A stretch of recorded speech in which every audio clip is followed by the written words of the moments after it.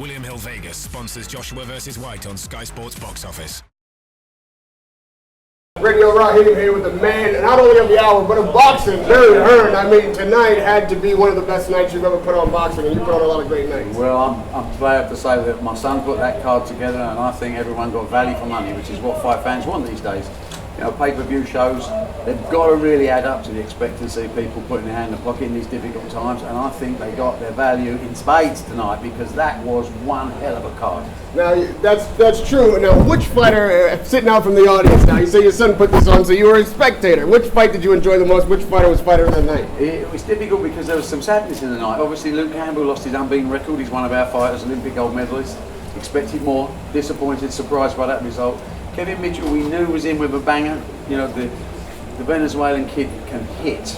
And, you know, that's come at a time probably towards the end of Kevin's career. Maybe that's the end, we don't know. But they're sad moments, but then the happy moments. Eubank Jr., I thought a great fight, you know, against the Irishman who's took a hell of a load of shots, and he's one for the future to watch. Tony Bellew went in the trenches and won the last 2 rounds to win the fight. He had everything, and then, of course, the one defining fight for Anthony Joshua's career. You know, the one thing this young man's not had is rounds. He's not been in with enough live opponents to push him back.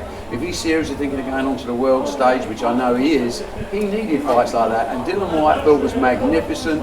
You know, he took punches, he was ambitious, he came to win, he answered all the questions about Joshua's stamina, can he take a punch, and Anthony Joshua will go on from that. Trust me when I tell you, and take the words of an old man with grey hair, this kid is the best heavyweight in the world now. There isn't a heavyweight out there that would survive Anthony Joshua's onslaught. And that includes Klitschko, it includes Fury. This boy is a different class. Now, I'm biased, and words are cheap. But just put that message in your head for the next 12 months, because what we're seeing here is the birth of something very, very special in the heavyweight division.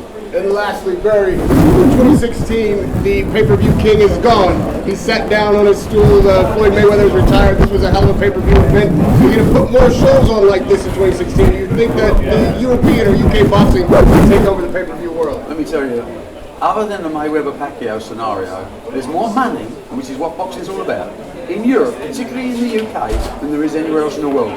We now have 12 world champions.